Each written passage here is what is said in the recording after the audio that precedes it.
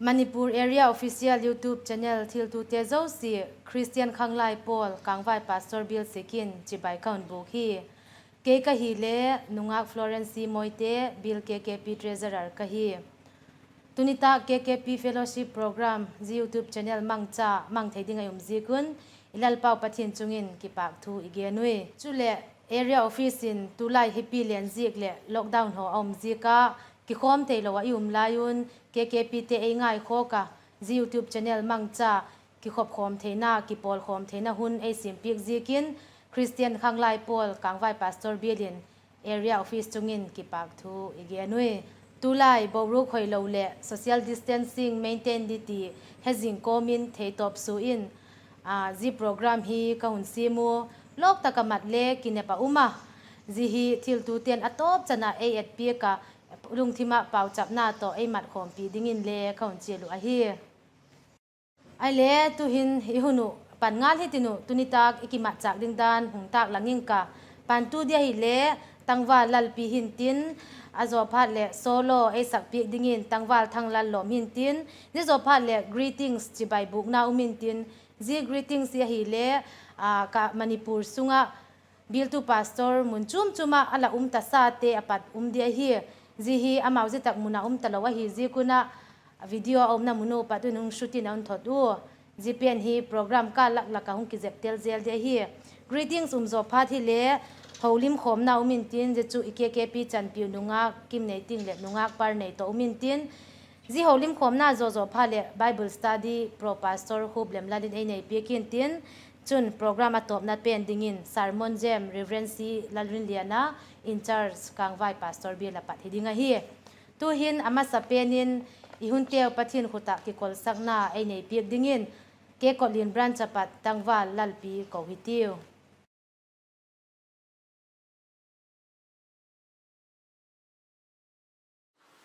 tu thieng tho simin langai thai thiu nang ma kom zingolin ke ma zingun ba chu abui pi to akizok lo le ama ngona ga thei lo bolin nang ma le ke ma lom zing lo le ga thei pon la amen pasana ni tim hallelujah amen hallelujah heba nangma tunita huna Khanglai Bial KKP program si unte pantita amate le kuizigin amasan kembule kipak ku kungian hi heba je program kumat na teu hi kema jitna in Seppatni theo ipu nang mala palo chun je program te hi heba athon mai dingah hi je ge chun heba ta chan chin pha gen tu nge le nama din pi la amu ka mangai tu ne te ho nang ma mangcha angai khate nang ma bil te ho nang ma to thema he thim na ni thi ding nang ma athu te ma som ding le king in tampina khum don he he pa zbep chu hilowa he pa interview te ho le ni lai ding ga hi wa he pa zina chun nang ma ta thu cha gigen dok te ho hi he pa ngai khate ma som na achang thiu he pa na thu ne chang gigen dok te hi he pa mi te adinga he pa lopina lama he pa lagam ke le na hi thine dingin nang man ma som ding ti in zo si chu kala pa de tak jesu christan nin kumdo na hi amen tu hin chibai bukna ama sapen dingin Reverend S Khai Kholam apat alangai tha hi tinu ama hi tu kuma Kangvai Pastor Bial apat ala pension a hi achibai bukna ngai thai tiu Manipur area sunga Pathian hing ko chung te tulai hi pi leng thuak le dawai jing layun bang matika I tha tham ngai lo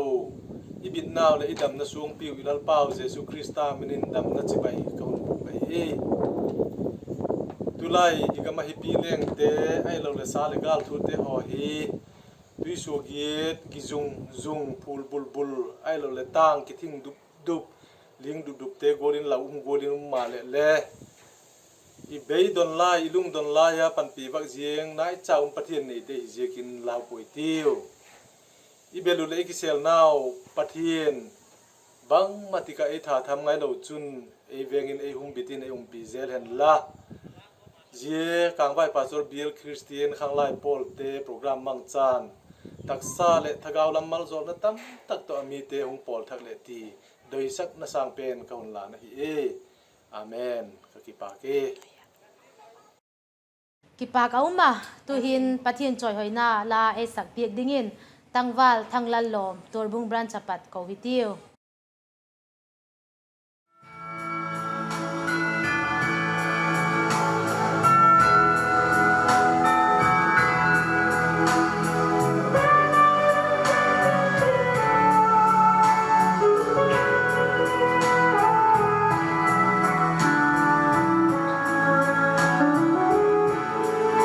Gospel hungtun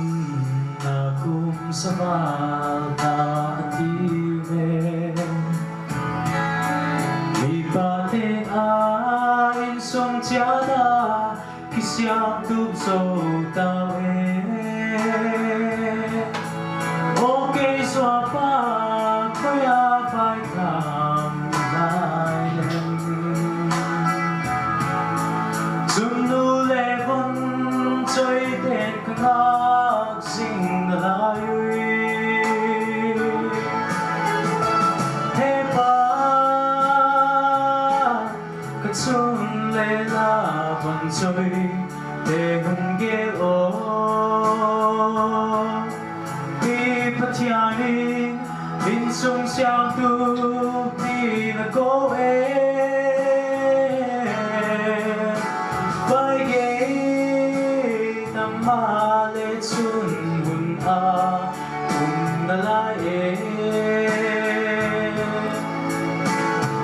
Pathian thiêu hi thei swangi kipak o he ba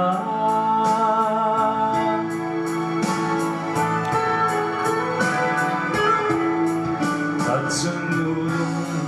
molin bao chap tam hitalo Ang siaga agen thei na kum qua so tai he pa Bang san ka tho khang lai diu hem gel tiang o La Pathian tum le hung ko na lai he ba ka chun le la bon soi để hung gel o Pathian in song xiang tu đi na cô vai ghé tâm ma lệ xuân hun a hun na lai Pathian thiêu hi thei swangi hung kipak o he ba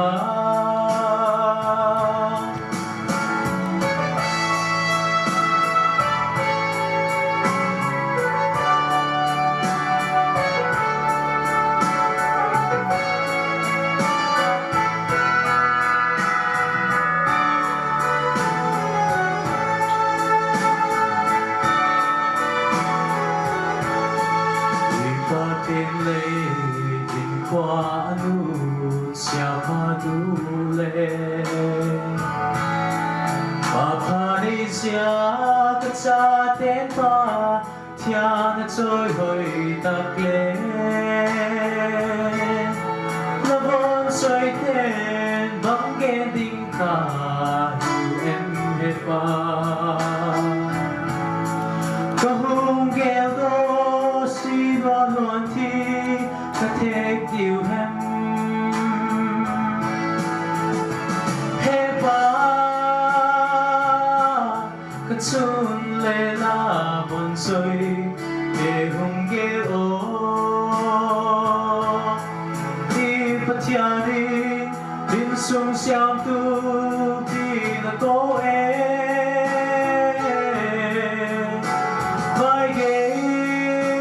tâm ma lệ xuân hun a cùng na lai Pathian thiêu hi thei na swangin cùng kipak o he pa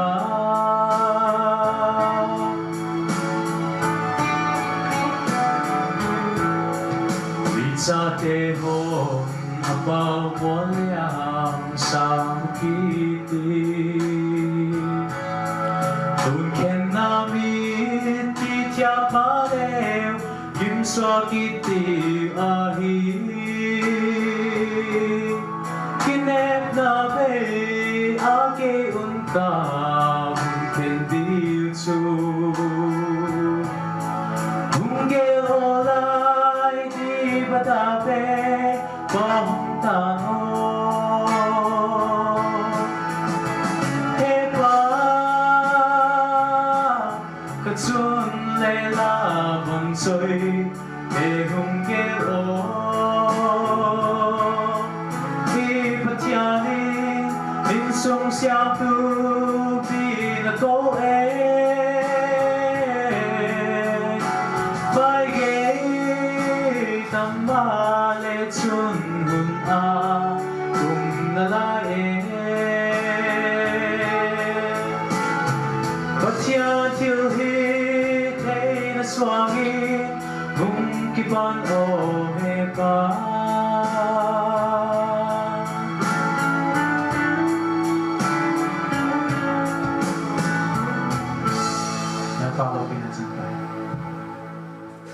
tu hin chibai bukna Reverend lalbiak nunga pat alangai thakit hitinu ama hi Kangvai Pastor Bial kumsang ni pasoma pat kumsang ni som pali kikal ala umahi zelo chun KKP leader le ala hi achibai bukna ngai thai tiu Manipur area kauchuam te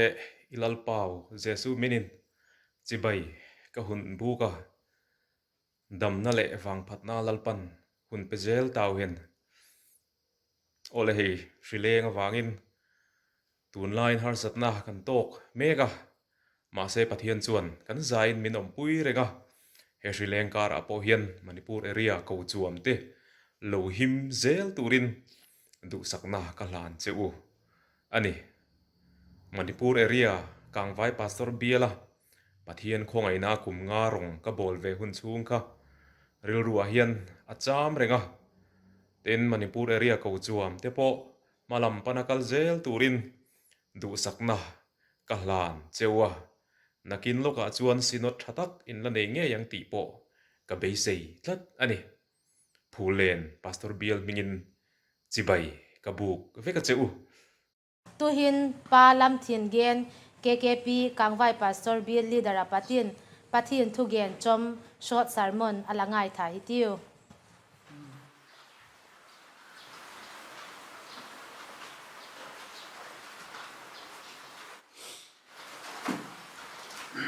Hele kipak oma tulai ania walinin ngai tu khovel hen nat pi hipi alenga zizi ka hen mizo si aboya eile iboya hijing talele Pathian happy na photo na te ho changin hun pha imuto zela hiti Pathian thulila kipol kom zel heya Pathianin hima biga kipak om khop mai tunta hona hen Pathian kinga kile ki ti thupi manga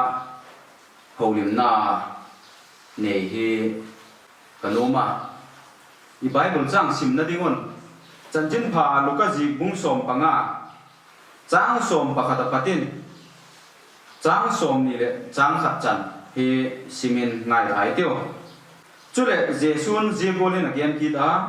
ko ham khadin chapa pania ne in aneu zo pa chun apa kingin he pa ka go chanding zo si chu a pen ate ti chun ani zo si chu a hom pik tai chom khat zo in a chapa neu zo chun a chanding zo si la kho men khul gam na takin a chi tan kinok tel takin a uma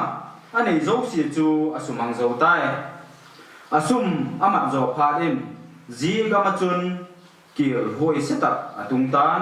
nek ding ahung ta samtai ti chun zigama mi pakhat kinga chun kilo dingin awaki petang zi pa chun vokan pedingin lolamin sola kuman nek ding bangma apik lo zigun vok chate thil hong nek ho chule adu chatai ahung ki hedok pha in kapa kinga suk sum lo ten nek sen lo ane tamsi du to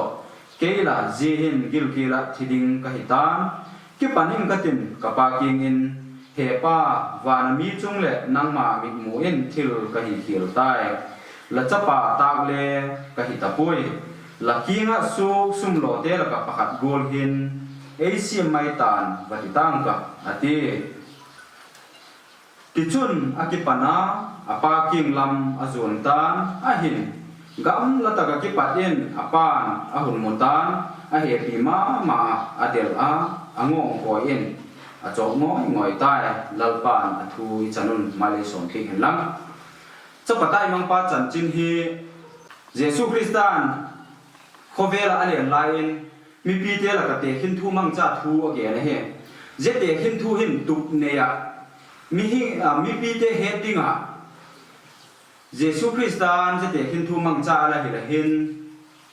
again nok ta mi te na he thim the na dinga je te hin thu hi alamat hi na kilanga je go la chun zia chapatai mang pa chan china pat hin ila het sa hi jing ma le ingai tu khatak tak nam gun takin ingai tu hi chun gen ding tam pi ngai tu ding tam pi hi auma ilung thimina he na chikat a he lungil taka he ti om ki ta zete gel he na hi gel jing le akibat lo na alin mama je go la hen chapatai mangpa din mun he a hi la chu apa kinga ki pata ane ding ago chan ding zo si tota apa ki pata pot do tai do mang achuma kinok tel tak mai nok satak mai nok chen tak mai ti hi lung tu pa ane le hi in akilanga zegola chun ama hin adona pa hin hung phau takin ape mai ama le apot dokta ane zo si kha kinok tel nan amanga amat zon nga hin abe donga agamin kira tunga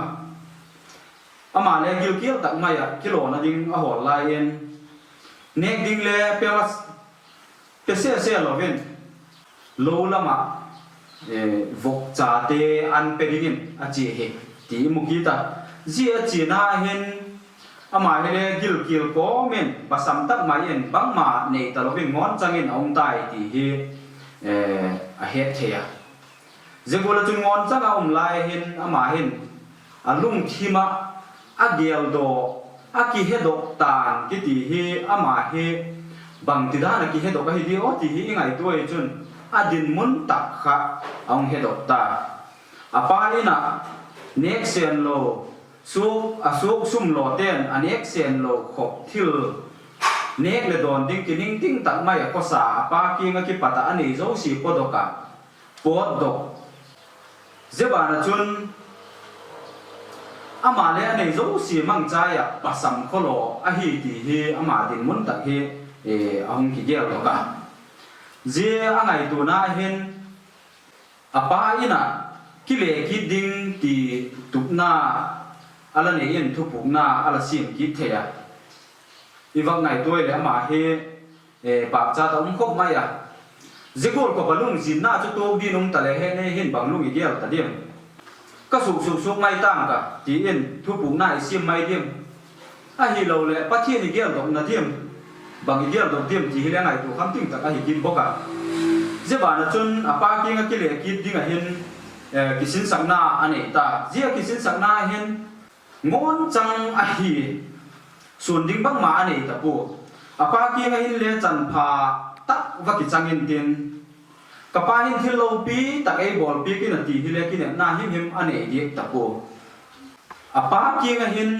chan pha khel chang ding a ki niam ta lo jing ma le apa ki nga ki le ki ti lo hi cho ma a ding a hin bang ma ki ne na dang thei ta lo heading da ne he ama hele tikhana kile kita lo kilo pi sakna him ani tapu kion sakna him ani tapu kinok telna lung him ani tapu zebana chun bol khila hi dan tak ki het doka ji ki het dona chun apa ki nga tu na hin amale apan happy takin ala lam tua happy takin alamu chan pha a chan sakai akine jik le hi talo a bol phat jik le hi talo bang ma ane jik asulung jik le hi talo ama ki patakin na bangza de ham ta pa ki nga puk lu ding ti le bang ma am talo ku ngon cha ki le ki a hi ta himale apa kha a he dina ale jik chau in apan ala lopa ala ngai dam he jibola chun eite hile Pathian ki pata bangha mi don bangha mi mu bangha mi ne Pathian bangha ap chipna ap thiamna ap dam theina ap hiselna ap hetna te ap ei ma ki to del na ding kham takahin Pathian ei mal soma hiziam talele je sa hin le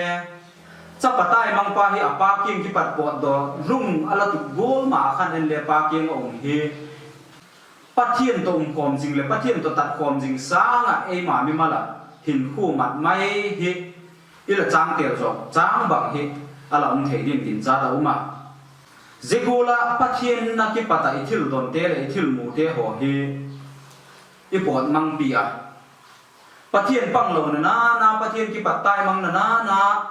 chapatai mang pai le apa king ki patai mang na chu ane zo si khia kha chu aki be la bang ma om talo hi jikin ane zo si kha chu amang chai a hi mai ta el le Pathian pang lo i theina te i hen na te i thim na te bang ma ki bi ma jing lai a hin Pathian ki pat i don be bang ma om tak lo jikin zete ho hen chu kum tu ma dai poi dam sung jing le a dai poi ti hi amu the zikola chun ei ma i sun thei ding a thil i nei de ho hi zete ho sunga khovel hin kho ila ma jing lai a hin ei ma le i basam the ya i gil the ya i dang chak the ya i be dong the ya i lung kham the ya zete ho be don na i tuk na ki pata hin khoi tak i gelem bang lung i gelem chapatai mang pa na pa im sunga nek ki ting dan te ho a he doka a gel doka nek le cha ki ting na mun nut si ka hi ti ki he en le Pathian ki nga bang ki mum na mun lung mon na bu ki mum na mun thamon na bu ki mum na mun mar som na bu ki mum na mun Pathian ki a hi dan kha i he dok na em ti de ho e ma ki ngai tu na kham tak he je ka hin ki ngai tu hi apoi mo ki he do hi apoi mo a e ma din mun tak he chin na lo hin chu ei ma alung hei na tak tak hi om thei po je ka chun be don na khoi ta ki ni tu kem lung jin na khoi ta ki ni tu khaim je te ho ki pathen khoi ta i gel do kem i be dong mana thi le man jing le khok salo pang mai mai hi em hi lo ve ki nek na thak Pathian ei pe the hi ti hi ngai tu ki nek na thak hi Pathian ki nga uma hi ti hi he a hin la Pathian ku ma hi sun ding nei ji ka a han jik le a phat ji ka Pathian a he pi na he ei pi ding hi lai jang lo vin a he pi na hau ji mai mai ya Pathian ki pata he pi na chang the he a hin la chapatai mang pa le a ki won sak ta pu a ki thu bi sak ta pu a cha te la ka sim khom ding khel le a tuk ta pu a suok sum lo te la ka ki lo fa a pa ki nga nek man mai hin mai hi ama thil tu chau a hi tai je bola chun le Pathian ki nga hin iki le ki na ding a hin chungon chang hi ki mu chi na hin chu iki ne na ding hi tong ding hi ma hi jing le Pathian ki nga he pi na chan the hi ti hi ingai tu dok thaka je ki pat hi ei man le nam ki pata ki chon to ka Pathian nai Pathian i bel Pathian ki ngam i zot ki hin ki ne na hing je bana lungmon na bukim thamon na bukim te ho chu je te ho ki pat chau a chun i mu the ding a hi ti hi gel to ka be dong a den mai lo wa vai tham den mai lo wa tun thu pakat chun po sau khani chaga gen thei ma jing a he cha pi nei sun po dokin sum holen thinga tu na khan a he cha kha tui noi na khek thak ta akapa a be donga alung khama je khan aka lái khăn tuy là cái kipak khăn tuy nuôi len nu hung pot đó cả mà khăn cả nó gì khá đông à bề đồn tàn khá đông à mà le cái chiến takin chân chín le thi lùng tàn thế khá kia nè giờ khăn lùng xin na đông le thì nghe he mà khăn tuy nuôi apat hung pot đó len nu chun hei cha mà sang hồi zo pakat avala đó cả giờ hi ahem là hei cha cho ati aman le ahi pui ati ama ahi lo giờ cái khăn hồi zo le avalut kita khadala dok kita ahoi ma avala kita zehi ahem ati kita ama khan le ahi dik poi ati zepa da chun ama khan ama a tak kha mi duam hilo mi thodik mi dik ta gen thei tak bai kho sa ahi ji ka khan a he pia alung si ala do zo si ka api ama le kipak tak main in lama zon kita zegola chun mi pakhatin je chanchin akipada chun a het phatin aman le jegol lung tuk chane ta he cha apodo kita aba bol la khat pa gol gol chun gol chun apa uma a he cha chu tuinoi na va khelu ta ama le kapta jegol ma chun tuinoi ki pakhan leng nuong pot dok kita ama chun bangai ham la kana bangka le ham bang be don le ham ati man le chanchin agena je chun aman le a he pia he cha kha tuy nuôi khăn ahoi tak avala to ka je pha ta khan ama khan le ke ya hi ati pha ta khan ama hi lo bi kha adoi mana ahoi zo hi je ka khan duam na je ka khan ama ain akigela ile tuy nuôi le no chun banga gen tam ti le mi thu dik lo wa hi je khan ama a le a hol do pik ta po ahoi ala do khale a pekit ta lo wa he je bol je pathian ki nga hin sun ding nei ko ma chi thei a hi po ki le ki thei hi po duam tak mai ki le ki thei le he po ngon changa son ding bang ma nei lo ki le ki te he pathian bang ki min ei mal som the hi ti hi ei mal som ding a hi ti hi he apoi mo hi je go la chun bang kim pai tha ka iki sun na te pai tha nga ya ha iki sak na te pai tha nga ya je ba na chun i pil na i ha na te ho pai tha nga ya je zo si bang ma ken nei lo khan pathian ki nga iki pelu ki ding a he Zegola chun Pathian alalok te chu ngon changa ma ki nga be dong tak mai ki le ki te ho ka Pathian alalam tu in ala he pe dinga he ti he chapatai mang pa ki patahin iwak gi an thei sun chu he ki pa uma lalpa thui chanun malai som pe ngel la pau cha pi deu olalpa ka ki pau tak se tu hun lem chang hun phatena ma le sim pi ka tuni ta guna hin lalpa chapatai mang pa chanchin ki Pathian holim na nei mun ke ho kang mang ko mu zena hin lalpa mi hin ka hi ziakun he na basap zika la thu te ho hi lalpa gen ting lo hem a hi lo lalpa gen khil te ho ong the je te ho chung ta pen lung si tin na man ngai ta min la ki mau lalpa ko ve la ka len lai hen be don na to hak sat na to gen the na to bang kim to thi na ting to ka leng kho mo hi jiang ma le le pa nang ma bel tu te ho nang ma ki nga ki le ki te ho chanan man la thamon se ka je go la chun ke ma le pa ka be don na te hak sat na te ho ki pata lalpa nang ma gial do ka nang ma zun ki ta nang ma bel the ding en lalpa sa patai mang pan thu ku na hoi tak mai asim go le hen kiun lelal pa nang ma ki nga ki le ki na dinga thupu na ki tu tak mai sima ngon chang hit ta jing le mule sun ding bang ma nei talo le mule lal pa nang ma ki nga hung ki le ki the ding la thu hi ai mar som pik ding in kalal pa Jesu Krista min kong dom he amen kipa uma pa lam thin gen leader Pathian thugian chom ingai thazo tawa tu hin program abanin chi ki thitinu greeting sung ki thot video clip te khat ala en ki thitinu Reverend Rory lalrin sanga pat ala ngai thai tinu ama hi kumsang ni pasom apat kumsang ni som pali sungin eskolin pastor bilin bil tu pastor ala umahi a chibai bukna chu ngai thai tiu Manipur area sunga lalpa ko chuamte lalengun kele ke in kuanten chibai kan mut ka hun bukui tulai hileng laka en dam taka lom theina dingun lalpa thagau chu la chungun laleng u chungun hunom zel ta hen hun haksa le manganna kala i Pathian chu Pathian hi jing ti he jing koma ama chu kun chu taka chi bai buk zel dingin doi sakna ka hun lanu hi tu hin holim khom na chom cha nei dingin ki sa hi tinu ibil sunga KKP chanpiu nunga kim nei tingle nunga par nei amau hin sepna lama lotin na chan ziakun amau to chom khat wak holimin tinu tu hin holim na chu sunzom ngal hitiu kipak auma tuni KKP Kangvai Pastor Bial Fellowship imatnawa ilaku KKP member pani nunga kim nei tingle nunga par nei member fel takmai pani to holim theiding ayum zikun amau chungin le Pathian chungin ama sapenin kipak thu genu hi tu hin self introduction lamin do thitinu I laminu lamnaw ai lo le I la lekha simnaw mo no mani introduction le gen pi thedimu masa penin hun phale pha pai pe tu I pau Pathian king ki pau thu gen pata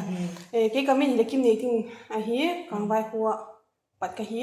kapa hi le upa kai min thang hi kanu le zoi kim nu zoi kim hi una pathum ka hi wa ni pathum ka hi ke upa pen ka hi class 10 chan hi Don Bosco High School Churchanpur in Khongchaya 11 to 12 hi Infal HRD Academy in Khongchaya zizo chun state nominee in BSc MLT kiti lab lam laboratory technology kiti zipen hi kawazila kumli sung Mizoram Ripans kiti paramedical institute akun 2016 in Khongchai hi pa uma ke hi le par nei a hi kappa mi na hi le upa he nei kambai the hi kanu a hi le arem a hi to torbu pu pat ka hi wa qualification la ma hi le class 10 hi St Mary Higher Secondary Tibo pat Khongzawa 12 a hi le VK Tona College Churchanpur pat Khongzawa graduation a hi le Churchanpur Government College pa in kazawa kazozo in Guwahati training kumni special education line kalabo hi kipa uma mazinga tu introduction na pa in le khathi ma le I khouchu ma le khota nga dinga le mi ma the ma hi di akila ma mazinga kipa uma ki sasona tu hin ama hi tu lai ta ka sepna le ge la hi ji gu hin na sepna teo le ge pi thedi mu tu lai ta ka khoya sem le bangbol la hi ke hile tulai ta ke hin district TB center district hospital Churchanpur akon treatment supervisor kiti zia chun ka sema 2016 na pa khan ka sem pan ta tu ting hin ka sem hi state government ni ke hile tu hin NGO Center for Community Initiative CCI kiti office neruma ka uma hita aso school a hile Pearson Moon TMI the Malsom Initiative a school for children with special needs kiti akon kasen hi kita uma mazinga nunga kel takmai le sepna hoi takmai le gela hiu ati le I coachum lama mo I KKP lam hita helang coachum lam hita le panna hina nanei om chun le gen pi thedi mo ke hile tu hin treasurer Kangvai coachum KKP a treasurer kapo zibana chun Sunday school teacher na pa Sunday school teacher ne kapang hi kele torbung coachum KKP treasuring kapanga chuto Sunday school now pang beginner sil tuin kapang hi pipa uma mazinga treasurer gela hiu sumla ma chun mon uma ma dengin hinchak uma ai le tu lai KKP member te ai lo le zil lai te khang thak te tam tak ngai da na hin lekha sim koma lekha sim lai te hian la sepna hol na lai te le de mo lekha sim koma ko chuma ki mat ai lo le khang lai ki mat hi haksa hi ti pau kam tam tak mai la ki he no nge le experience ding in le ka hunging cha zina hin langai da nun lekha sim koma ko chum khang lai active member tak hi haksa em ai lo le banga tiam ti ngai dan langai dan le gen pi thedi mo Jijun chang hin gending Khanglai te heading a lepoi mo pasak hi uma ka gen no hak cha so hak sa lo he poi ko chu ma ki panding le khale simding ti hi student ya ding ama ding natural lenses so lin pen ding ne ka ging cha ke le semna ne ki na wangin tu hin le khale ka sim jing thowa je hin challenge lin ma zinga hi le ka genu chu eging tu hi student hi na midang ho chu pathin na sep na chum chum om the le student hi na chu student hi na dung zui chu ile kha sim kap pathin na sep na gola nga ya te khan priority pi kha poi mo ma zinga ko chum nam neglect le hi the pu ging tu khat Christian kha ki hi ko chum nam neglect lowa le kha le asim kom the ya azoi ging tu ta chu sim kom du le poi mo ka sama ma zing hi ki pa u me cái ngày đó mình lẽ sẽ nam đó có chúng ta một tụ này thì cả đây tu cho nên cái mai là tụ này bộ anh ấy nói mình ấy xóa tu cho cái không được ki pa u ma zinga time management apoi mo da le kha sim ko ma le zil kom se na hor ko ma i ka ko chumate Khanglai te ki mate hi ngai ta ta wo ki pa mo ki sa ai le tu nang inda na kha introduction da gen bulakan di TV department na se na di mo at ye de zima sanga chun tunai cha hin se na thak la mo ti thua ki he zilam pa hin bang se na hem bang na na hen bi le ye ti te ye lu ka se na pe ni ju da pe ni start ni pe introduction na han ge za ta to se na ka mo ya IPS yo ki hi se jo government bank chom mu la exam ka ki bi se jo IPS PO probationary officer ko mo si ya jo yu ko be ka sa hi de tu yin join na hi kita mama zinga le ka thim mama ni BNPO KKP member na kine dia kita mo isa mama zinga atie ye nang zi BNPO la muna ni mo bangula tha le sunga la senga bangula la la ki alo le animal sacrifice ke ho la ne alo le la tu pa han mo ti de ti de zi BNPO se na hi agula ka tu ka hi ni po Khanglai ke ka hi jika hit ke itu tu apa nung kupin ni le se ko le ke le ya ke ke bel bel tu nai ni na nai de ba sa hi ki mu zo lo ni hi zo lo ni on ni min po ke ma ni de ba ki yan ta ke hi BSc medical line paramedical line na de admission cha ke hi zia chun zi lai chun zi ta ka beng pyo ba hi ka nung tin na ka le ke ni po hi le noi le pai te ki ho hi ya ko mo ma zi ha le kha exam bi pi te ho to kalau kita masa kan ke kan kalau apply kana zia kan kene oh zi hi na ki kha nu to ka dia zia kan exam mo pe pa hi zia chun ge ta sa bulin ke hi se na le sa kuma ne kha le sim zi hi ken challenge tara mo hi Christian king to ka hi bang zi ka ki ko lo ke hem ne kha sim dinga ni challenge tara mo zi ka zi to na hi ka ne mo hi se kuma le kha sim kuma kha me mo hi Khanglai ke ka ya de motivation ahi the ke le na zi ke ne ka to mo hi ki pa mama zinga atie le dan chu tu la se na hi no sia BNPO hi join la na lai chu mo ke ya zi ka lu ka ma zi ka ya zi ke tu ka se na ke ase ko mi pa ni na le ni azi chu zi in to le ke nai ba ku mai ni video ho chu ko ta posting ni ni ho le ke thi a ke thi che nai ko hi le challenge ni mi hi ma so ni hi yu na le ni me le Christian ni ko le ma so ni a ko mo a zi chu ta sa ni le ma so na ya ko mo ma zinga ni zi ka chu hak sa le tua mi da na de na so na ke zo ke ni ne in su ma ni ne tua zia chu ke ne mi ka ba bi ke zo dingin ka nga ya ni zi ka chu zi lam ka ye ai ke de tin na de de zi ke ni lo ka ye joining ni lo ni ki pa mama zinga atile tu join nai lo le mo atile tu la current job ki mai ti lam pen mo medical lam pen zina hin thil tu te hin la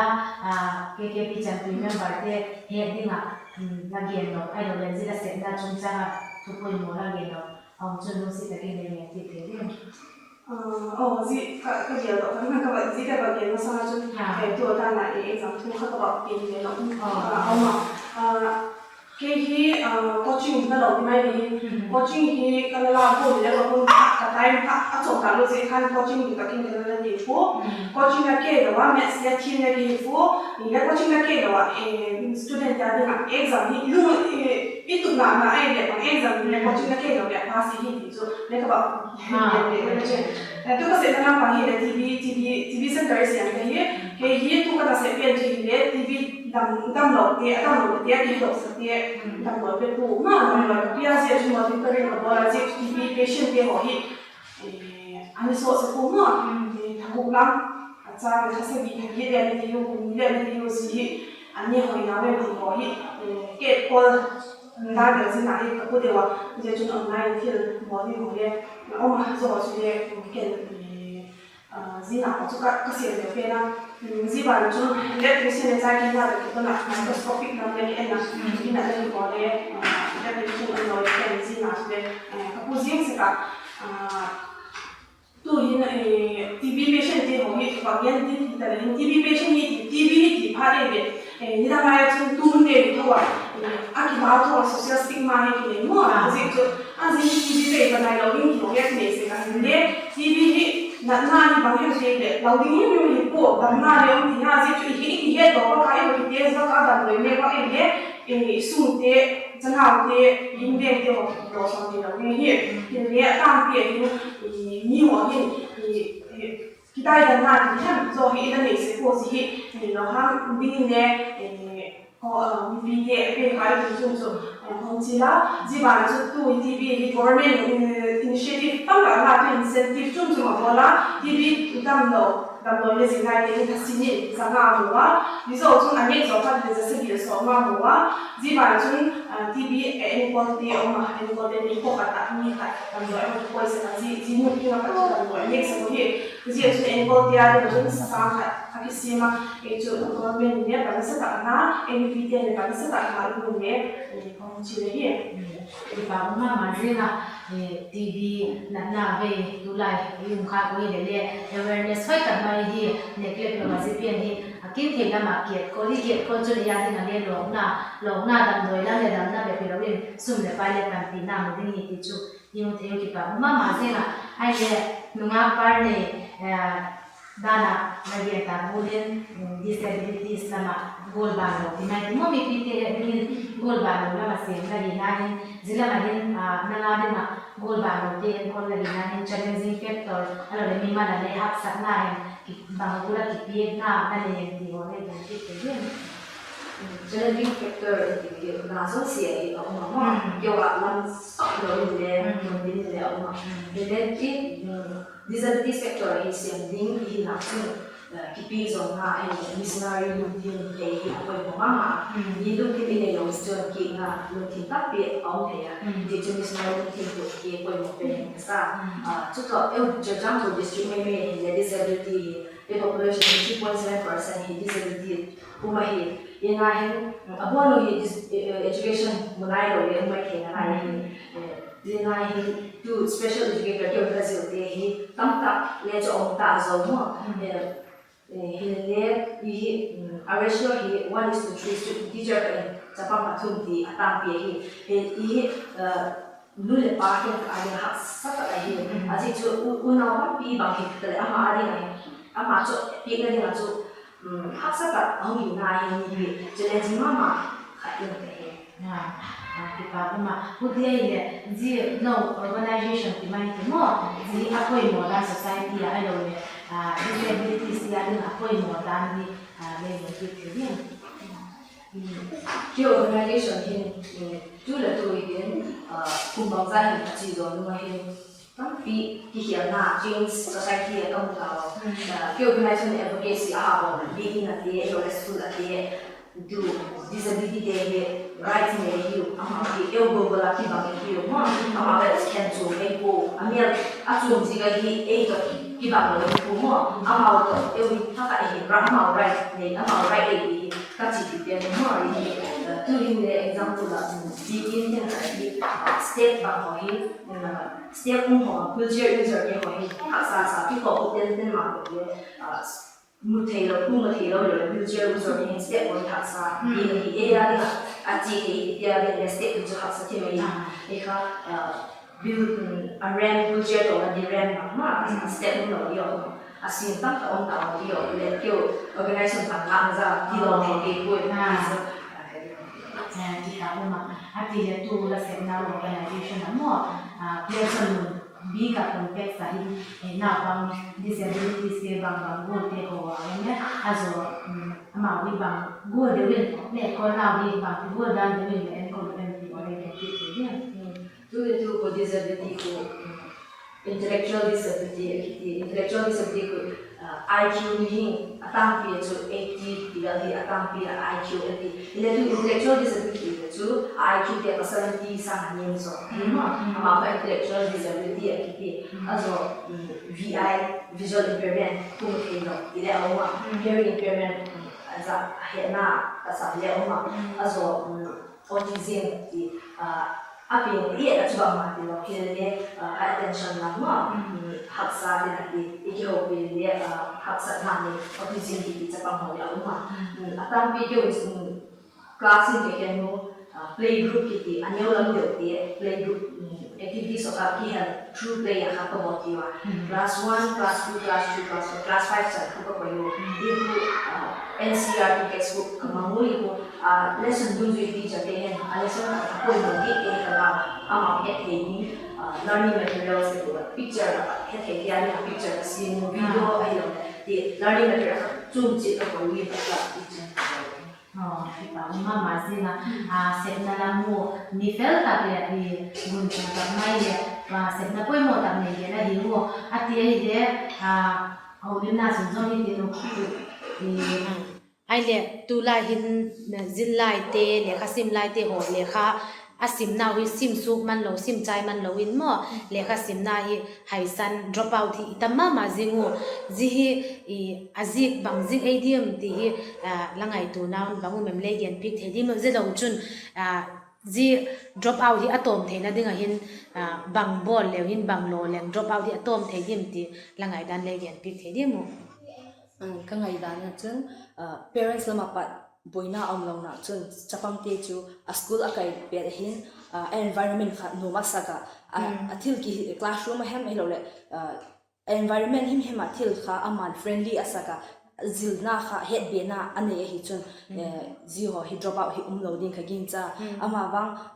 a classroom ma teacher le kha a hil le he thailo aji just slow learners ki classroom he na pang chum chum uma hi na hin ana slow de le uma i kha a time pick sunga hi ana he thailo ana catch up thailo chapang ana umai thei kha teacher hi le parents le kha ana ki hello mai thei aji chu mi da mu thailo a hi ji khan yo khan ama an left out ana ki sa aloi te la sam pi ana heta ama kha left out ana ki sa school kai hun thabe hele hetalo punishment ho law ji mai mai elo anu le paten gai lo gai kha law ji mai mai school chi hele he na kha pang ma talo yo kha kumong so le kumbang za atun le drop out ti lung thim kha hung le ya i ho ji le tang pi hi ding ka ging cha ji chun nu le pa te ta la school la administrator te ha ki pang khom te gan la I chapang te kha amau level dung chui che du alung lu na te kha le kha lam khial khial hi lo le skill ai lo le a talent te kha khe pi han lang amawa di lam pi na ki ko mu pi thei han lang azo class 10 chan bek at class 10 chan tung le pass out lo le umai the le pass out lo le ham positive reinforcement positive to sot na lam de kha ki pe la chu I lam kha ki minimize ai lo le ki su ton thei ni ka ki chai ni bian chule hoi ma jeng ken le chamang cha ka ba ha be uta ji in sungin pu ka sa azik cho course mang ji ka hi em he le in sung po ka sa na pang bible le ki ka na pang chon ni ana pang lain anan pi le chen le ting in hen mul pu na ti kha a hi mai in sung na pang in sunga ecologic ju a society hin broken family le tamma ma jinga mi ma le punan tin hi le ken point khat point dang dang le tan nai le in sung azik in sung ki tu logic ti in ni tunin ka ta hon here so ji phathai na ding hin in sung in panala nga ya ami man le panala nga hi food chain bola thil hi ki khat om loi khat le hing thei di lo ti bol ma khat mi man kan la lo le ai thei di pu sung kan la lo le thei di pu ju bol khan ti hin ama ti ki ta so tu ge in sung to mi mal poi ma ka sai ji ta ka asuk to hin ding hin to ki pa umma ma ni nga point hoi tak tak a hi ati le tulai hin I he ta sa bulin hi pi leng ji ga hin institution te school te ho hi aki khak ve ka mo jina hin le kha sim lai te abi tak ma ya board exam pe di te bang in le doi gulin le kha hi school te ho bang chi thei ta pu jina hin ama wa dinga til ho na thu bang le gen pik thei di mo Jihun hi student ti adinga hin challenges di he hak sat na hun hi in ya ke he azo mi hi na ki he do na in ke he azik chu school a chun teacher ten ei sol le uli dale AZ punishment lau zikin exam homework ho ki bola hi le tu huna hin e mami mal ha na ka poi mota e man online class light ni ne e ba pang lo e ne ki hedik lo hi e ji ka chun hun ne nga lo din hun chun ni sina chun ni achi tu la zika e khati khan le hin le class ka ki chonding le hin le i heading dol kha i head kha tu hi e ma ko ta ki nga hi zika chu board exam te ho mama exam te ho le lung ke lawa azik chu board exam ding hi ang face tho ngai ding hi wa bang tik hun hi chu he the nai pu hi le jing face tho ding hi na chun tu hi na sim di hun pe tu hun hoi anei pe tu hin hoi tak cha sim to zela lung ke lawa pang ham ding in ka tin ho hi ki pa mai hoi mama ken le chu yan be di le om ta pu he le chu neu khat poi ni he le hong gen ka tin tu hi i khovel lockdown ai le bang easy ka hin class ti om he to ma le online training pa mo i ken ka ding chu phachuam pi mama he le khin khat nu le pa phak sa nan tu ta dia chu lung gim na le nei khan kit mai thei mo apani ni he a vel kita he le abang he naw pang te sim jilai te hin inmuna sim thei le chu na azole hi lo le ana school ana jil sa te ho bang ina practical ai lo le na se chum mo anu te ke thupi na lam ai lo le lekha theory azil te ai lo le gardening example la chumo yo bang kha ana bole chu practical hi kan is ka inmuna practical la lekha jil te na le ma thei hi chu ka gen le la o he ki pa umma ma zinga tuni huna KKP te fellowship na hun chom cha ki holim na hun chom cha ima tu hi chan chu hin tin thil tu te zo si taksa le thagaw lama ji holim na pat mal som na le lok na tam tak nei thina dingun lalpa ni chan churin mane zol pik ta hen ale holim khom na ine zo tawa tu hin chibai buk na khat alat en ki thi tinu reverend zeri zolin sanga apat ngai thading hiwa ama hi kumsang ni som panga pat kumsang ni som paku ki kalin lamka pastor bilin bil tu pastorin ala uma zelo chun CKKP leader le ala hi kha hi tu hin a chibai buk na ngai thai tiu Amasan Manipur area coaching te labon nun ilal pau Jesus Christ minin chibai ta hun bu wi nei tun lai kan ria dangin kovel ram hun sanga sipui COVID-19 na leng me ka sumini wang chuan lockdown te hun sanga nei ani a kan ni tin na te kan nun phung te anti khailak na sa hle maya kan dia tin te po kal hlei thei lovin ocean program te po tun lai chu hunenge mo chin atang khan kan mang thei lo ani a tua te po har hle maya heng hian inenge mo song tak chuan tharau lama pachiat na kan ti don nge in tha da na te po min thlenang ti te po hlo om hle maya chung te ni wang chuan heng hun har sa kara hian thei to chu a nung tol lova malam pan zel thei tura to san ho te po kanin buat sei thara tran kan lak sa sau apoi mo in kasia a Manipur area te sinot ni mai tur kan ta a tilaya chuan ma te po kan son na se ema kan ma son na hi top ngang ti te po lom hle in kasia a heng har san na le bo ruang dang lo theng te hian in min ti boi lo sela kan ma son na min dal lo sela ti hi adu om hle in kasia a chumi tan chuan kan pathian thu toi te in an chia kan du a pathian thu thiang tho ngai tha hi tiu sam som li le na chang khat akipat chang thum san ngai tha hi tiu pathian chu ikisel naw le I hat naw lungkham la pan pi wa siang nangai chau ma hi leilung hi hungdang lamin tui suagiat lai lunga tang te le ki thingin atui te chu ki zungin bulbul bul ziang hen na akinok na sat ziakin tang te hi kileng dup ziang ma le lau puai tiu ti kan hu ani leilung hi lo dang lamin tlang chu tui fin ria chu te in son ma sela kan hlaw lo wang ati a khovela natna ani emo arsan le chiat na boina tam tak te po alo la thleng zel mai thei chunga po chuan ko fran ho te chu mang ang tu kan ni lova pathian eng kim ti thei kan nei awangin chu kan pathian eng kim ti thei a ko fran ho te minom puya ami te min thamon thin tu kha kan pathian voin thlinga kan pathian anani wangin chu pathian nei tu te chu kan mang ang tu ani lova thanem ngai takin biakina kal theilo ma ila ke mani chung kwa in sung ki khopte mimala pathian to ki polna pau chapna thata kan nei sunjom zel thei turin ko fran hote thei to pin tran la ila in phui thar zelang u pe in te in anan sui ani lalpana thu kan sa tan mo so mo se tu hin Kangvai Pastor Bial KKP Secretary po dok fel takle tu lai taka lejang phai Pastor Bial Pro Pastor Asem Jinglai I Khanglai Chanpiu Pro Pastor Khublem Lalapat Bible Study ngai tha thei dinga zikin achungin kipak thui genu ama hi tu lai taka zitak muna hung thei lo zikin aumna muna video shoot bolin aun thota ji chu thil dingi hiwa tu hin ama pat Bible Study ngai thai tiu Pathian lekha thathin tho mun khat alangai tha hitin thupun bung som pabuk na chang khat na chau he athupi achun pathian lung na na belbu tempula ki pat ongai takin van sol chak pasagi te ki ngachun chiwin la pathian lung na na belbu pasagi te chu leya vabun thataun ati ka he athu isim thak le ingai thak teu lalpan mal I som pi khen la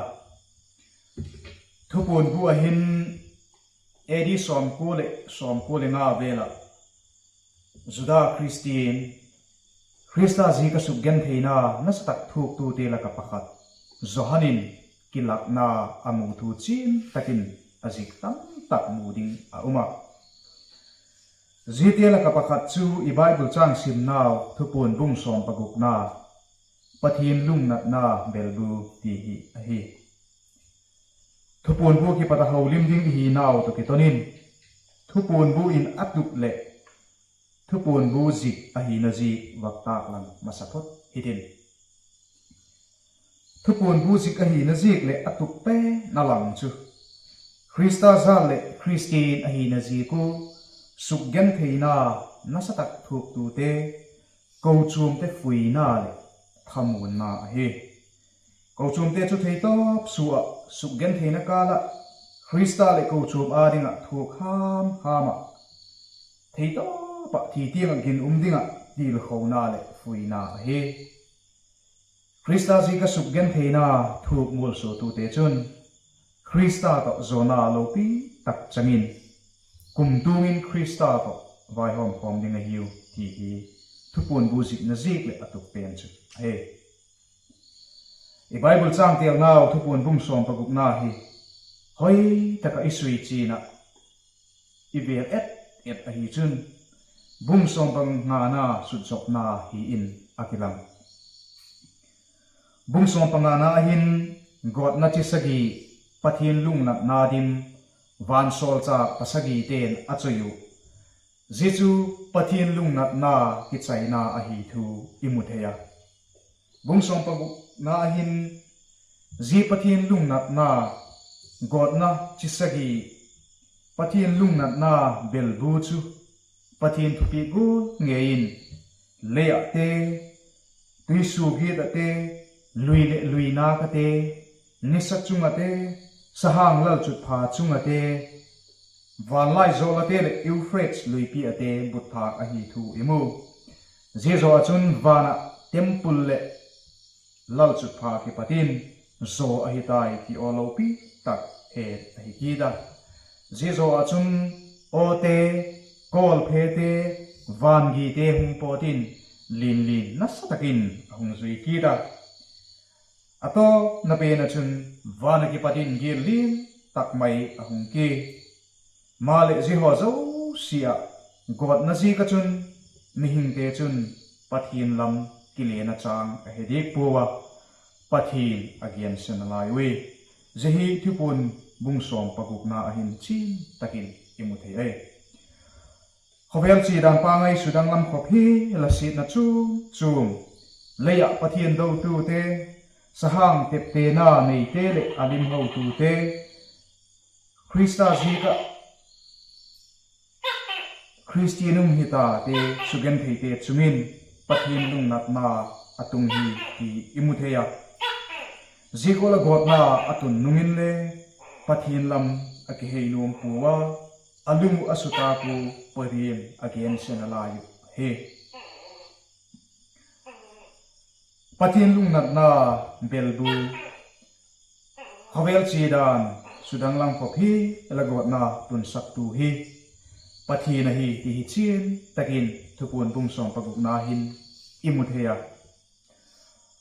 tulai igam i khovelu nat na hileng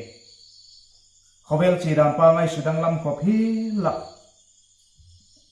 khovelin ibui piule ilau hi thilbang bang mai lawin coronavirus itm covid sompaku hi zehi Pathian lung nat na belbu Pathian got na himai lo mo tia ngai dan deile gel nam ne mi tam tak aki uma le kin se rin kin cha umai meg mat dei dan le sui mat thei dan tak thei din le gin cha tho he ai la Pathian lung nat na belbu got na chi pasagia got te kha i hi chun sahang te te na nei te le alim ho tu te Pathian do dal tu te Pathian mi te sugen thei tu te le Pathian nungat san mi te hiu ti i Bible in chi takin egena covid som paku hile ingai tua isui vi venga hi chun Pathian do dal tu Pathian hot zong Pathian nungat sana Pathian mi te sugen thei te chunga Pathian lungnat na tung himai lo mo tia gel thei dan dingin ngai tu mai igam i khovel ena Pathian hot zo tak thang huinan adimta i Pathian thing tho chun keima Pathian tho golin nang magle lathin tho ding wahi atingala mala i khovelu i hi chun i thin tho lo jiu chi takin hoigam hitale akilanga than huina numei posal than huina khovelin adimta jibe chule hilowin gamtam takin numei posal kitchen sak theina phalti na dan bang ineita i Pathian hun jiwa so si hi hello dingin ngai tu dehin til hi theilo he i Pathian hun jiwa so si hin alum oi na dim le Pathian hing ama ngei sim tu Pathian ging chalo igam i khovel apung ti ta ging tu hita hen lang ging tu lo hitale Pathian ging chalo tam tak i khovelin ta khoigam hitale dikta ka vai hom na muding atoma Christian gam hi hen lang Christian gam lo hi hen la hoi tak gam hile vai hom na dik muding atom ta vai hom na dik ngai na tu ilal pau hin dang tin angai dim le Pathian mina kalsun tu te missionary te lal Jesu nung zuya chamsin pha hil tu te ho sugen thei tu ding la khovelin akibat pu hoitak tak hemin sugen thei na atu kjin u jugul ma bo achun Christian gam kahi kitia Pathian hol do gam kahi kiti gam tak ten le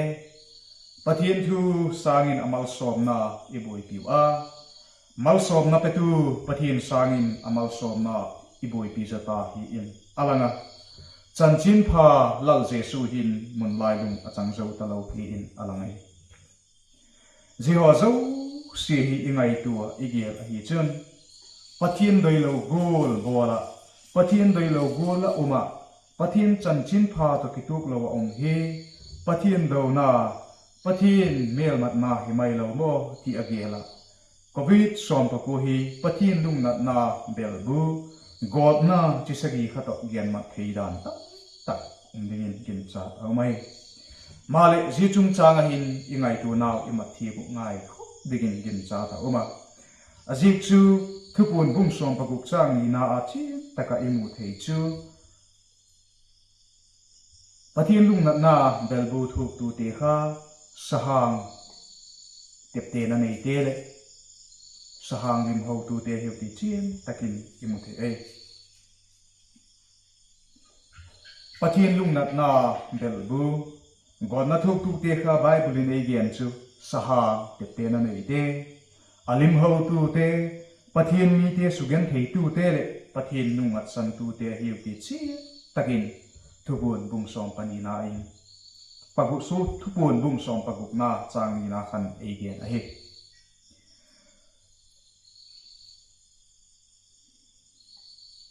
ngai tu vit vet a hi le covid som paku hin ging tu lo a khen chung pu mi pha le mi pha lo a khen chung pu Christian lo a khen chung lo Pathian lung na thuk tu te God na thuk tu te kha a hiu la chu Christian hi lo Christa nung zui lo amina le Christian ki kiti lo te a hiwa sahang tep te na anei ba kun sahang lim ho tu te hiu jeji ka chun covid som pa ku ji ka dam lo na thina tu ka boima ma gam te le je covid ji ka dam lo te o hi bak mai tu vi veng la hin Pathian do dal tu sahang tep te na nei te le alim ho tu te Pathian nungat san tu te ai itingam dem le tulaya nap na covid som pa ko ji ka thina tu ka dam lo na nei te hi migilo Pathian in a hut Pathian dei lo gol bol te Pathian in achungu atun sakahi Pathian lung nat na achungu tungahi ti in epangam dem le ngai tu vi veng la hin zehi Pathian lung nat na bel bu a hi ti hi ya nak satak hiringin gen chat o mai azek chun hing te zo si hi ingai tu ri le gi lo na zi u Pathian lung ituk lo na zi ku le Pathian dai lo bul i bol zi ku zigul na hi veya thiding hi ta le hin chu ku ma cha hi zenat na hi vei lawa thilo ding ku ma kyum ding gin chat am lo hi azi tu mi hing te hi sul na nei lo ku ma om po ling david ngai chun le kanu sul ke patin gilo ka hitai ti in alage na hi je ka chun nang le ke hi tu ni hin wang ngai tu vi veng le hin covid na zira thi te dam lo te covid na si ka khove la boina tu te hi Pathian lung na achungu tung Pathian lung na bel bu hi itingam de nang le ke ineu akipatin tu ni hunti mai sul na te ho kha ngai tu vin veng le hin ei ma ni het lo sul na ila bol kha Pathian in tam tak heading hi male mi hing te hi isul na ziakun Pathian in ei god po a happy na zik le a happy na zik chau in tunin pi na hin hing le dam hiu zika chun covid som pa ko hi Pathian lung nat na bel bu a hi tia panchak ingwang chu thil la tak hidingin gen chat au mai covid som pa ko hi Pathian lung nat na bel bu a hi em Pathian lung nat na bel bu a hi lo a hi em ku man i he thi po Pathian ti lo ngalin je khover in ku man ji don hunai e pe thei lo ding ai je hi he nok tak taka je ko bit som pa ko hi Pathian lung nat na bel bu mi him te chung na tung hi a hi lo le je hi Pathian lung nat na a hi poi ti chi taka he thei na ding a chun dot ding pa ka cha oma ji chu Pathian he ama ji chu he thei na ding in van gam ama ai mu phat le ama hi dong le hin ama in chi takin je pat chu le agian theina ti hi tu zan na hin igen ngam ai covid hi Pathian lung na a hi em a hi lo le Pathian lung na a hi poi it em ti in boi po hidin Pathian in zir na patahin bang hem agil sak nok le Pathian in zir na khovel subui tak mai ke pathin bang hem e ko munok tilam zo khi ingai tu naw hile doi kho mai he ziki pathin lam mai thi nai lo te pathian nai na pathian ko na in mang hirin in sunga Pathian sungkon kim taka kau thei nai lo ten le sungkon kim taka Pathian ko nan mang hi din I Pathian hi ahung ding a hem hung nai lo ding a hem ama don ding a ki sak zowa kisim phat nan mang le hin adai ko mai he atu top na ding in Exodus bung som pangana chang som paguk nalam som ni le kuk nalam kha pak but lok hitin Exodus bung som pangana chang som ni le buk nalam achun ilalpa I Pathian chun hitiku hin agena keima hi nango hi dampa chu kahingalin ati ti imu ahi nang lekein Jehobel natna Jehobel boina haksana tam takin e chu boijing layale natna thak thakung pota gen theina haksatna beidona di tam takung pot ding tam takum Jehosing kala I boi pi pen corona virus na kapatin dam idoya Jeju taksa damna ahi jibet chule hilawin coronavirus lakbet hilawa itaksa le ithagaw Pathian lungnat na akipata idam thi idoya dam ilum ahi taksa le thagawa dam idoy ahi jijik chun taksa le thagawa dam na idon thi na dingin dam na kim ilalpaw kei nangmaw hi dampa chu kahi tituhi ilalpaw hi howela sunguhin ama chaw ibela ama chaw hi zun dingin ikichirnu ahi ama achun damna ama achun kipak na thamun na hi lalpa hidam tu Jehovah Rafa apat damna kim idon thi na ringun a ongai tha in adoi gol bol in athupik te zomin ama thuo in thupun buzik ahilaya gintu masaten Pathian le ko chuma ding gin taka apan gulun Pathian le ko chuma ding gin taka umin ilalpa Jesu Krista I Pathian uhi Jehobela noksakna Jehobel limna Jehobel kipak na e kai mang theding tam takla te la ki Pathian za mangsan mai lawa piterin zahan bungu chang top nalam again golin lalpa puking a chiding ka em nangin kumtum hinna lanei sulam ati golin ilalpa Jesu Krista hi tu deta khovel nok nate khovel boyum nate nalle sakhak sana sa chu chumten isuk boy kalale ilalpa Jesu Krista damnakim amahi chimang san lawa ginu taka zuidingin ikifuino he atop na ding may na chun ilalpa Jesun zohan bungli changsom thumle palina chun eisol pa day gol bole anasepi ka anahi ati eisol pa day gol bole anasepi ka anahi ati golin Pathian day gol chaw bola Pathian day gol bole anasepi itui pipe nule I anu manglehin je coronavirus hi Pathian lungnat na belbu ahem ahi lawai la Pathian lungnat na belbu ahi law takin le zelama hi boy law dingin ilalpa Jesu Kristan e solpa day gol bole anasepi ka anhi ati golin Pathian Jehobela e saktu Jehobela anasiyam ding e phal saktu ilalpa Jesu Krista he itui pipe dule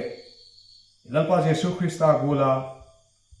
ama doi gol bole anasepi itui pi pen theidingin tuni hunahin Pathian angin nangleke tuni hin kilan thak dingin ikichil no mahi athu igen do te lalpan mal e song pikta hen amen kipak auma thu man phatak mai ingai thawa thagau mal somna tam tak idonu le ikine mo hi tu hin program banin ala chikit hitinu greetings khat alangai thai tinu Reverend Joseph lanun moya pat chibai bukna ngai thadingin kisai tinu ama hi kumsang ni som pali le kumsang ni som panga hi munpi pastor bialin biltu pastorin ala uma jizo chun kumsang ni som paguk apatin kumsang ni som pagi chan di phailin pastor biala biltu pastorin le ala uma hi achibai bukna ngai thai tiu Manipur area coach member zo si laleng takun ilalpaw Jesu minin chibai ka hungbo ke hi pi zia ka kovel pum pi ning tin alian aneu a hawa zong i boy veng vungu boya umma ma zieng hi zia hi pi ziak ma chun ko chuam ten le i vai guan sa isilo ting thei tapu ma banding vai guan di dan le athiam le i him tapo boku a khok ma hi zihun haksa le boy takkala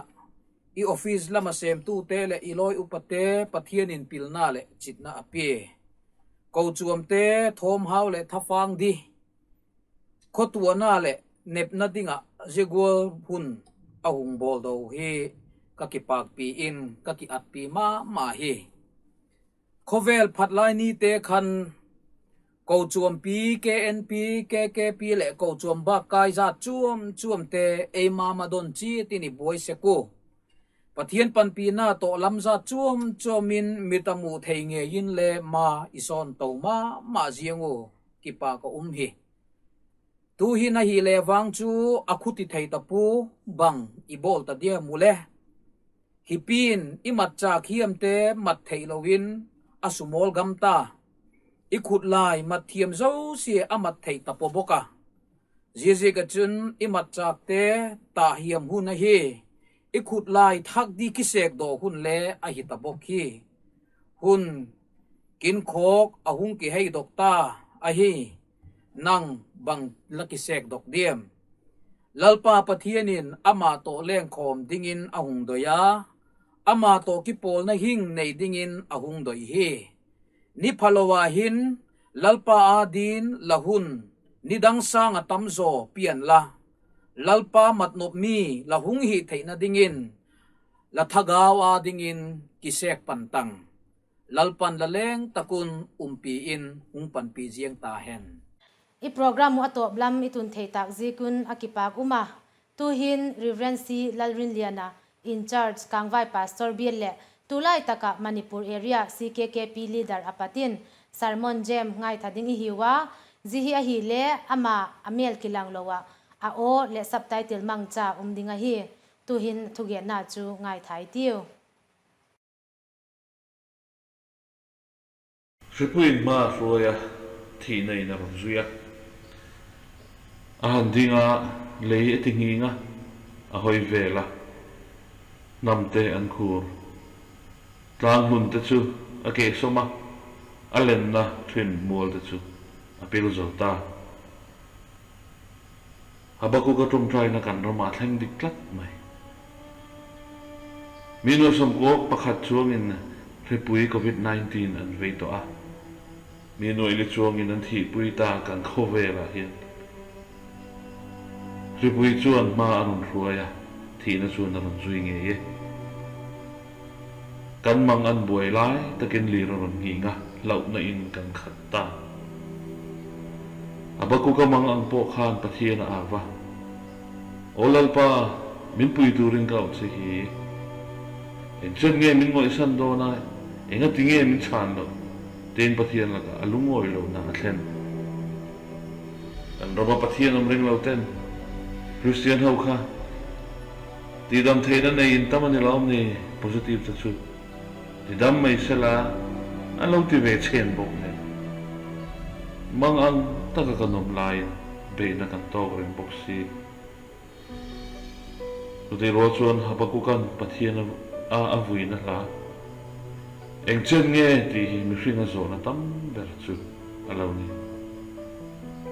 eng chen nge he pui hi helen don eng chen nge lir hian hin don eng chen nge ka fapa hian zu in don eng chen nge na thok thei lovin kan nom don eng chen nge nau pai lovin kan nom don eng chen nge la thei tak hian kan nom don eng chen nge ka pasal hi le don eng chen nge in khom thei lovin kan nom don eng chen nge he na khir tak hi ka vei don eng chen nge na mulawin ka om don eng chen nge dam doi hi ka edik don eng chen nge mi mu sik ka ni don mi hring te hian zo na kan fanga en abaku ka mangang vui na thu chu Pathian chun ti hian a changa in mu pha ka thil ka ti do ni ati Pathian chuan thil ka ti do na in lo nga ram ka apoi mo ni ti in acha alungoi lo avui maserin na thalovin Pathian nga ka Pathian nga chukta Pathian anga chu dan chu thil lo thleng chu adang lam pha lo ma se ma zo adang lam tu dei abuai na to kha adang lam lo ma se abuai na to huai taka ma chon thei turin Pathianin ama chu ati dang lam zo ka ama chu ati chak ta zo ka ni thei bui thing par vu don vin grep hrui ra don hek su sen olive thing por al vin lovin ei tu chu don lo sen wang ta ran rol ti bovin ran ina ran nom lo ma sen kalo zelan lalpa chuan ka chandam na Pathian a chuan kalo cheu don ti in Pathianin ati dang lam nuwa chuan Pathian alo na la chu achak na ani thu asoi ni ribuya wa kan boi na te lockdown wa kan thin lung to te la eng chen nge lalpa tia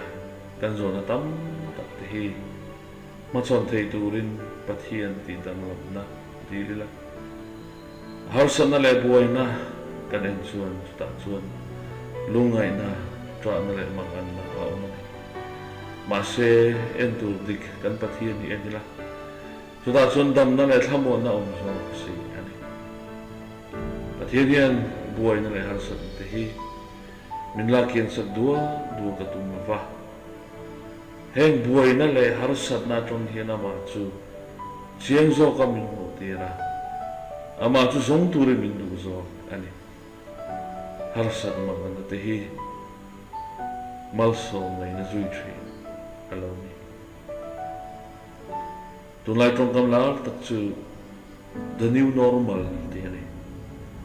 hemi om zia chu kan chu apia nga ma su te hand sanitizer man wa te good silazing te le social distancing te ani heng ti tu sang te hi zom vek tura be se kan ni riboi min ti chi ai ma chuan nang ma in mangai angin ni veng te poi mangai tura ni tiala li suan sui chu zom dik tu min tran kan la ve thina ma se tu na chuan ma ni veng te mangai chu harsa na ti tran ta e virus se poi na em chu a veite a dicia a ti lum mai ni lo vin a kai ve lo te ni na a re ru thalo a tu del ta mai hi ni midang te mangai da min thei kan ti trana a phre lo lain karin mangai ton na ai chi a ribui kai te kan hua a thin o na in kan khat ani kan dem om reng lo kan lo wa ani ahla om reng okay tu ti rual chuan kan mi hling zia alo langa ke ka por chuan ke ka lok chuan ke in kan nei chuan ti in midang kan ngai to phatalo duang takin midang ngai to le lovin kan khosata kan share ran tur poi mo chu lali so khan ring tu ta na new normal aduana oma chu chu he hi ani thu pek thar ka pek chu hi in mangai ula kein ka mangai chu hian nang ni po in mangai ula tin min lo fiu dai to ani he si pui hi i hlau lo mong u ka ti hau lo ma se he si pui ya wang hian kanin mangai ton na kanin du sa ton na hi thi su se boina kara mangai na aum lo chuan shem mun tran pa ngai to ho ve hi shem mun ani mai เราเลยส่วนทเป็กทาร์นี่ที่นักการ new normal จูอินมังไอตอนฮีเราเนี่ยเจ้พอดเซ